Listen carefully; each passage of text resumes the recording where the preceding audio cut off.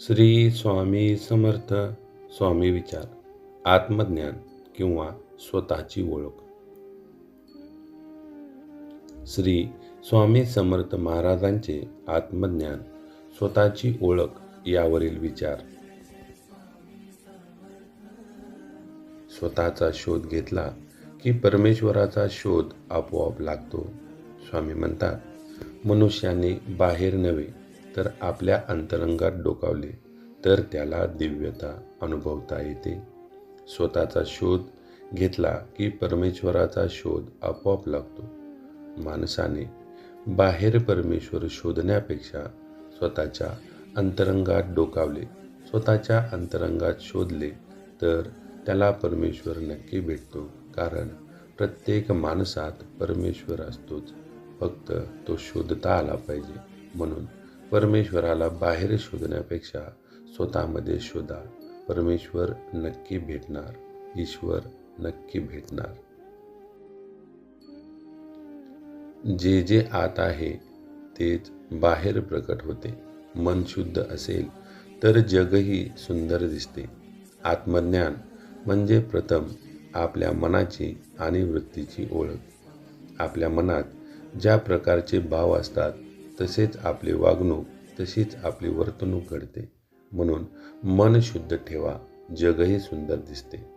आत्मज्ञान म्हणजे प्रथम आपल्या मनाची आणि वृत्तीची ओळख. प्रथम स्वतःच्या मनाची ओळख करून घ्या, स्वतःचे मन जाणून घ्या. आपली वृत्ती चांगली आहे की वाईट हे जाणून घ्या. आपले मन आणि आपली वृत्ती एकदा आपणाला यांची ओळख झाली की आपणाला त्यामध्ये सुधारणा करता येतात. पर्यायाने आपण आपले मन चांगले करू शकतो आणि परमेश्वराला प्राप्त करू शकतो. कारण आपल्या मनात असते त्याच प्रकारचे वर्तन आपल्या हातून घडते. म्हणून मन शुद्ध ठेवा, जगही सुंदर दिसेल. स्वतःची ओळख झाली की भ्रम निवळतात आणि मार्ग स्पष्ट होतो. जीवनातील अडचणीचे मूळ अज्ञानात असते. स्वतःला ओळखणे म्हणजे अर्धा प्रवास पूर्ण. जो व्यक्ती स्वतःची ओळख करून घेतो त्याच्या मनातील भ्रम निवळतात आणि पुढील मार्ग स्पष्ट होतात. आपल्या जीवनातील जी अडचण आहे त्याचे मूळ अज्ञानात असते. स्वतःला ओळखणे, स्वतःचे मन जाणून घेणे हा अर्धा प्रवास पूर्ण केल्यासारखे. काही व्यक्ती अज्ञानात आनंद मानतात, पण तसे न करता ज्ञानी बना. स्वतःला ओळखून घ्या, ज्ञान मिळवा, म्हणजे आपणाला अडचणीचे खरे कारण समजेल आणि अडचणीवर मात करण्यासाठी काय करावे लागेल हा मार्ग स्पष्ट होईल आणि आपली वाटचाल त्या दिशेने सुरू होईल. म्हणून स्वतःची ओळख करून घ्या, सर्व समस्या सुटतील. ज्याने स्वतःवर विजय मिळवला तोच खऱ्या अर्थाने जगावर राज्य करतो. स्वामींच्या दृष्टीने आत्मज्ञान म्हणजे स्वसंयम, स्वशक्ती, जागृती आणि अंतर्मनातील स्थैर्य. जो व्यक्ती स्वतःवर विजय मिळवतो तोच खऱ्या अर्थाने जगावर राज्य करतो. स्वामींच्या दृष्टीने आत्मज्ञान म्हणजे काय तर संयम, स्वतःच्या शक्तीची जागृती करणे आणि आपल्या मनामध्ये स्थैर्य निर्माण करणे, आपल्या अंतर्मनात स्थैर्य निर्माण करणे. स्वतःवर विजय मिळवण्यासाठी संयम, स्वतःच्या शक्तीची जागृती आणि मनामध्ये स्थैर्य, धैर्य असणे आवश्यक आहे. जो व्यक्ती स्वतःवर विजय मिळवतो तोच खऱ्या अर्थाने जगावर राज्य करतो. ज्या व्यक्तीला स्वतःवर विजय मिळवता आला, म्हणजे ज्या व्यक्तीच्या अंगी संयम, स्वतःच्या शक्तीची जाणीव आणि मनामध्ये स्थैर्य आहे, अशी व्यक्ती कोणत्याही अडचणी पार करू शकते आणि आपल्या जीवनामध्ये यशस्वी होऊ शकते, जगावर राज्य करू शकते. म्हणून माणसाने आत्मज्ञान करून घेणे खूप गरजेचे आहे. मनाला विचारले तर उत्तर मिळते, मनाला फसवले तर भटकंती वाढते. स्वतःच्या मनाशी प्रामाणिक राहणे ही आत्मज्ञानाची पहिली पायरी आहे. आपण मनाला जर प्रश्न विचारला तर उत्तर मिळते, परंतु आपण आपल्या मनाला फसवले तर भटकंती वाढते. स्वतःच्या मनाशी प्रामाणिक राहणे ही आत्मज्ञानाची पहिली पायरी आहे. म्हणजे आपल्याला जर आत्मज्ञान करून घ्यायचे असेल तर आपण आपल्याशी व आपल्या मनाशी खोटे बोलता कामा नये. आपण आपल्या मनाशी प्रामाणिक असायला हवे. आपले मन हे दोन प्रकारचे असते. एक वास्तवाची जाणीव करून देणारे आणि दुसरे भ्रमात राहणारे. आपणाला आपल्या सोयीने मन जे सांगेल ते आवडत असते. आपण मनाला फसवत राहिलो तर आपणाला आत्मज्ञान होणे शक्य नाही.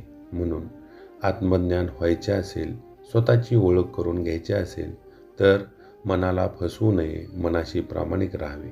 जेव्हा आपण मनाशी प्रामाणिक राहतो तेव्हा आपणाला आपल्या चुका कळतात आणि त्यावर उपाय देखील सापडतो.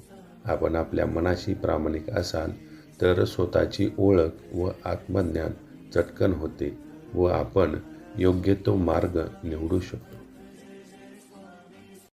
जे दिव्य आहे ते दूर नसते, ते आपल्या परिचयाची वाट पाहत असते. स्वामींचा संदेश: परमेश्वर आपल्या अंतरंगातच आहे, फक्त आपण त्याला ओळखण्याची तयारी ठेवावी. परमेश्वर आपल्या आसपास आपल्या अंतरंगातच असतो, फक्त ती पाहण्याची आपली दृष्टी नसते. आपण स्वतःला ओळखत नाही, आपणाला स्वतःचे ज्ञान नसते. म्हणजे ज्या दिवशी आपणाला आत्मज्ञान, स्वतःची ओळख पटते त्या दिवशी आपणाला आपल्यामध्ये असणाऱ्या अफाट शक्तीचा साक्षात्कार होतो. म्हणजे परमेश्वर दूर कोठे नसून स्वतःमध्येच असतो, स्वतःच्या अंतरंगात असतो. फक्त तो ओळखता आला पाहिजे. त्यासाठी आत्मज्ञान व स्वतःची ओळख होणे खूप गरजेचे आहे. ज्या दिवशी आपणाला आत्मज्ञान होते त्यावेळी आपण आपल्यामध्ये असणाऱ्या परमेश्वराला ओळखू शकतो.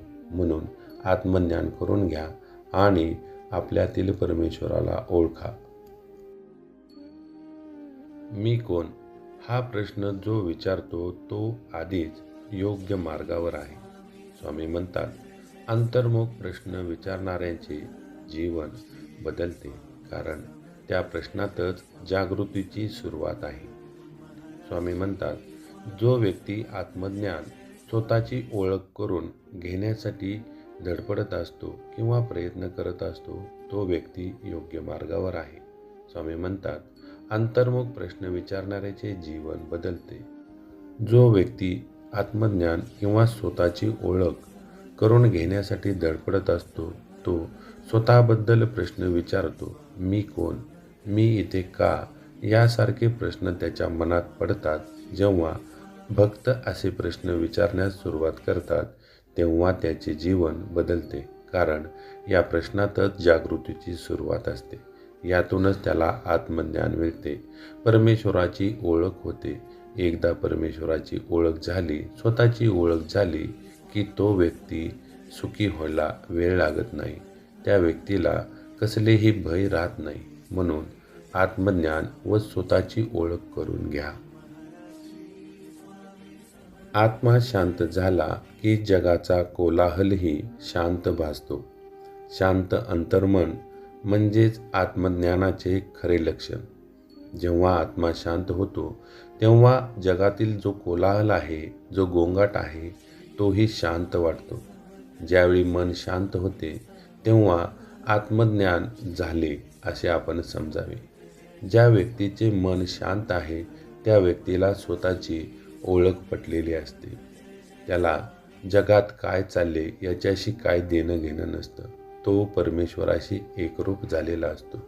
त्याचं मन शांत होतं, तो संयमी बनतो, त्याला स्वतःच्या शक्तीची जाणीव होते आणि त्याला दिव्यता प्राप्त होते. स्वार्थ कमी झाला की आत्मज्ञान जवळ येते. स्वामी सांगतात, स्वार्थ आणि खरे ज्ञान एकत्र राहू शकत नाहीत. ज्या व्यक्तीच्या मनामध्ये स्वार्थ असतो त्या व्यक्तीला आत्मज्ञान होऊ शकत नाही. स्वामी सांगतात, स्वार्थ आणि खरे ज्ञान एकत्र राहू शकत नाही. त्यामुळे माणसाने स्वार्थ सोडायला हवा. ज्या व्यक्तीला आत्मज्ञान, स्वतःची ओळख करून घ्यायची आहे त्या व्यक्तीने निस्वार्थी असले पाहिजे. त्याने कोणत्याही प्रकारचा स्वार्थ, लोभ, हव्यास करू नये. म्हणजे तो आत्मज्ञानी होईल आणि परमेश्वराला ओळखेल, स्वतःची ओळख त्याला पटेल आणि त्याला दिव्यता प्राप्त होईल. दिव्यता शोधायला मोठी साधना लागत नाही. दिवसातून काही क्षण स्वतःशी प्रामाणिक संवाद पुरतो. दिव्यता शोधायची असेल त्यासाठी फार मोठी साधना लागत नाही. कोणता तप करावा लागत नाही, तपश्चर्या लागत नाही.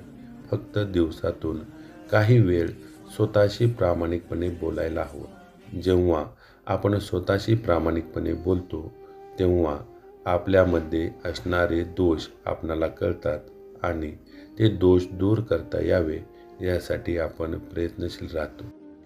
जेव्हा आपण आपल्याशी प्रामाणिक संवाद करतो तेव्हा आपणामधील दोष तसेच आपणामध्ये असणाऱ्या शक्तीची जाणीव आपणाला होते. आपल्यामध्ये जी दिव्यता आहे ती शोधण्यास आपण सुरुवात करत असतो. म्हणून आपण स्वतःशी प्रामाणिक संवाद करायचा आणि स्वतःची ओळख व आत्मज्ञान करून घ्यायचे. म्हणजे आपणामध्ये असणारे संयम, धैर्य याची ओळख आपणाला पडते.